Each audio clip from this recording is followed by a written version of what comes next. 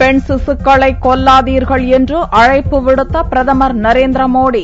ஒரு குடும்பத்துக்கு ஒரு மகளால் செய்யப்படும் கடமை மகன்கள் செய்வதை விட 5 மடங்கு அதிகமாக இருப்பதை தானே நேரில் கண்டதாகவும் உருக்கமாக கூறினார்.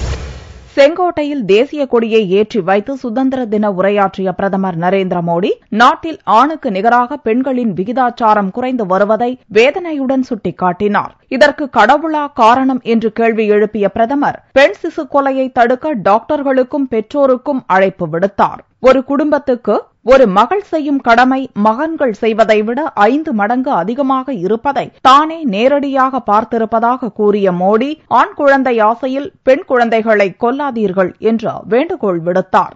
कभी सोचा है आज हमारे देश में सेक्स रेशियो का क्या हाल है?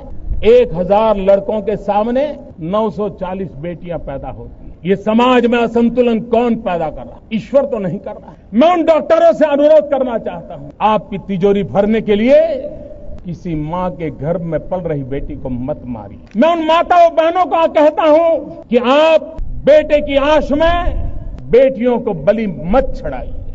நடந்து முடிந்த காமன்வெல்த் விளையாட்டுப் போட்டிகளில் பதக்கம் வென்ற 64 பேரில் பெண்கள் 29 பேர் என்பதையும் மோடி சுட்டிக்காட்டினார். நாட்டில் அதிகரித்து வரும் கற்பழிப்பு சம்பவங்கள் இந்தியாவுக்கு தலைக்குனிவை ஏற்படுத்தியுள்ளதாக வேதனை தெரிவித்த மோடி, இதுபோன்ற விஷயங்களில் சட்டம் தன் கடமையை செய்யும் அதே நேரத்தில் தவறான பாதையில் செல்லும் ஆண் பிள்ளைகளை பெற்றோர்கள் தட்டி கேட்டு திருத்த வேண்டும் என்றும் அறிவுறுத்தினார். ஒவ்வொரு பெண் கற்பழிக்கப்படும் போதும் அதில் ஈடுபட்ட ஒருவர் யாரோ ஒருவரின் மகனாக இருக்க முடியும் என்று கூறிய மோடி, பெண் பிள்ளைகளை கேள்வி கேட்கும் பெற்றோர் அதேபோல தங்களது மகன்களையும் கேள்வி கேட்டு திருத்த வேண்டும் என்றார்.